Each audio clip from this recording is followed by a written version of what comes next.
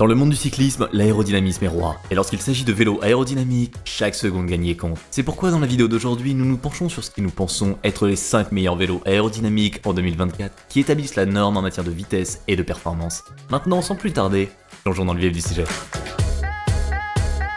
Tout d'abord, nous avons le nouveau Factor Austro VAM.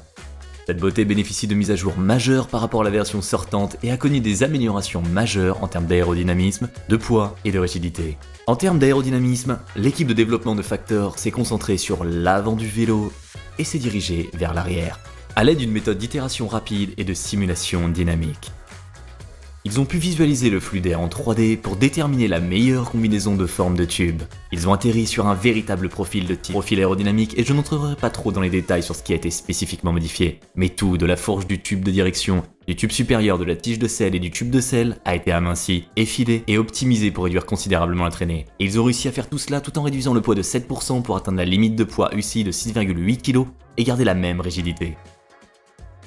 Factor affirme que ces changements permettent d'économiser 7 watts à 48 km/h et que le vélo est plus aérodynamique que le SL8 et le Cervelo S5. Ensuite, pour compléter davantage le cadre aérodynamique, l'Austro-VAM est doté comme mentionné précédemment d'une tige de selle aérodynamique de 15 mm, de porte-bidon aérodynamique intégré qui permet de rediriger et de fixer le flux d'air autour des bidons, et des tubes neutralisant ainsi la traînée de la nouvelle paire de roues Blackinsea 48-58 qui pèse désormais 1250 grammes.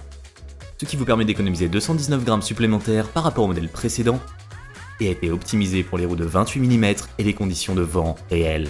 Enfin, il est doté du cockpit aérodynamique AB02 avec un acheminement des câbles entièrement intégré, qui non seulement a fière allure mais offre également une économie et un aérodynamisme amélioré à l'avant. Dans l'ensemble, un vélo solide pour le prix, non seulement pour le sprint mais aussi pour l'escalade et les grands fonds d'os.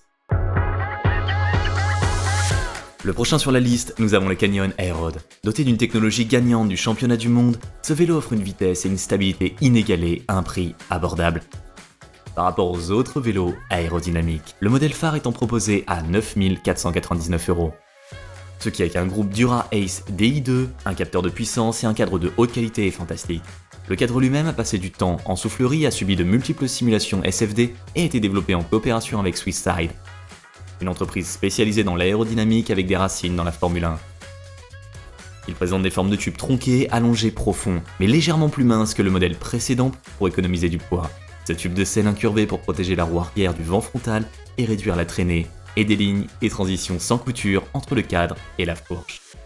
En termes de composants pour contribuer davantage à l'aérodynamisme, il dispose d'une tige de selle aérodynamique profonde, d'une paire de roues profonde de 62 mm sur la majorité des aérodes, et le cockpit aérodynamique entièrement intégré d'une seule pièce, révolutionnaire et hautement réglable. La plupart du temps, les cockpits une fois pièces sont pénibles, car vous ne pouvez pas simplement changer les potences, etc. Mais le cockpit de Canyon vous permet d'ajuster la largeur jusqu'à 40 mm et la hauteur de 15 mm. Il est également pliable pour faciliter le transport. Enfin, il a un excellent rapport rigidité-poids, offrant un transfert de puissance solide, en particulier lors du sprint sur la selle, mais en termes de poids ce n'est pas le plus léger du groupe, en raison des tubes et des roues plus profonds. Le modèle phare pesant 7,34 kg en taille M avec la configuration Dura Ace.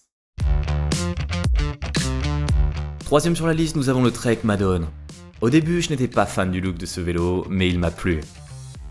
Ce vélo a passé beaucoup de temps en soufflerie, présente des détails fins et a été confronté à une technologie jamais vue auparavant pour le rendre plus rapide, plus léger et plus confortable. Trek affirme que le SLR7 est 19 watts plus rapide que le modèle précédent, ce qui se traduit par 60 secondes par heure lorsqu'il roule à 45 km/h.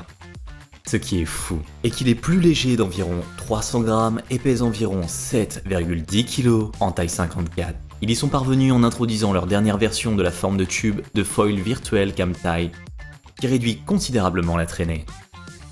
Il comprenait également un nouveau cockpit monobloc qui est optimisé sur le plan aérodynamique, en particulier à l'arrière de la potence, et les capots ont également été inclinés vers l'intérieur d'environ 3 cm, ce qui améliore non seulement le confort mais aussi l'aérodynamisme en raison d'une surface frontale plus petite du pilote. Cependant, la plus grande mise à jour est la technologie ISOFlow qui a remplacé la technologie ISOSpeed du modèle précédent. La technologie ISOFlow a été introduite pour lutter contre 3 points critiques: poids, confort et aérodynamisme. Comme il y a littéralement un trou dans le vélo et associé au matériau en carbone 800 OCLV de haute qualité sur la version LICR, Trek a pu perdre beaucoup de poids.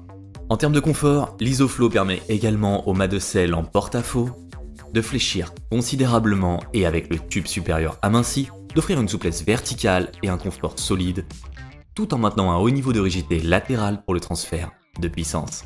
Enfin, en termes d'aérodynamisme, la technologie Isoflow lisse, canalise et accélère l'air turbulent que l'on trouve généralement dans le triangle avant et le projette à l'arrière du vélo, réduisant ainsi la traînée et augmentant la vitesse.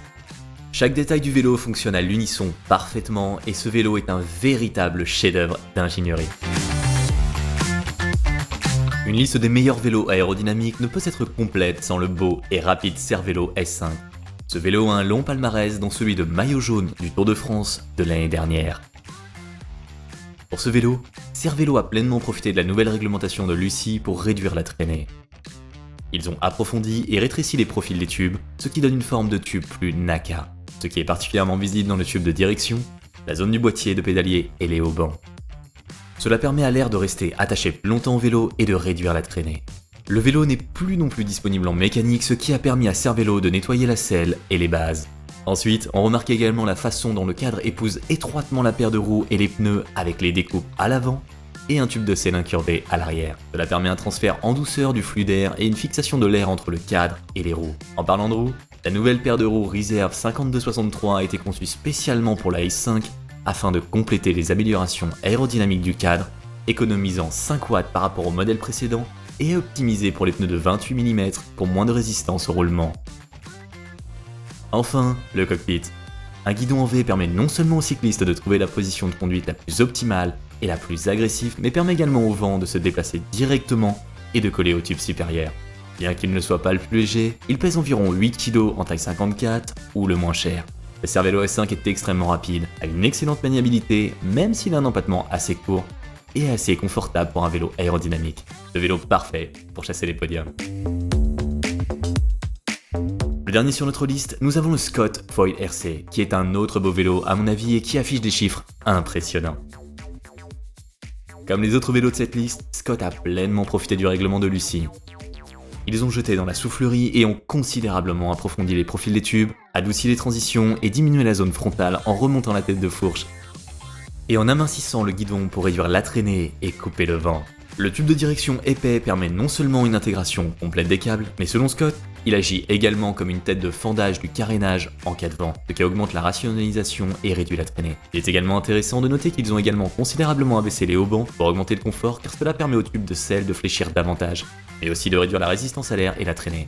Ils ont également incliné de 10 degrés vers l'intérieur pour forcer l'air à entrer dans les rayons rotatifs de la roue afin d'augmenter à nouveau la vitesse. En parlant de confort, la nouvelle tige de selle Syncross en 2 parties se plie sensiblement, filtrant les bosses et les vibrations de la route. Il en va de même pour le guidon lorsque vous roulez dans les gouttes. Le guidon se rigidifie pour un meilleur transfert de puissance et lorsque vous roulez avec les capots, il est plus souple en filtrant les vibrations. Tous ces changements et l'attention portée aux détails tels que la couche de carbone, les composants, etc. ont conduit à une augmentation de la vitesse de 16 watts, ce qui se traduit par un gain de 1 minute et 18 secondes sur un parcours de 45 km. En 45 km, une augmentation de 10% du confort, et même avec toutes les mises à jour aérodynamiques, 9% plus léger que le modèle sortant, ce qui est très impressionnant. Il pèse 7,28 kg en taille 54, ce qui n'est pas mal du tout pour un vélo aérodynamique comme celui-ci. Ce qui en fait dans l'ensemble un excellent vélo pour ceux qui recherchent une vitesse totale sur le plat et dans les situations d'échappée, mais aussi quelque chose qui peut s'attacher facilement aux montées. En ce qui concerne le prix, ce n'est pas le moins cher, mais il est bon de voir qu'il existe un large éventail d'options disponibles. Et voilà, le top 5 des vélos aérodynamiques qui repoussent les limites de la performance cycliste et qui sont tous des vélos fantastiques. Lequel est votre préféré ? Faites-le nous savoir dans les commentaires ci-dessous. Et comme toujours, merci beaucoup d'avoir regardé. N'oubliez pas d'aimer et de vous abonner pour plus de contenu cycliste comme celui-ci et jusqu'à la prochaine fois. Peace !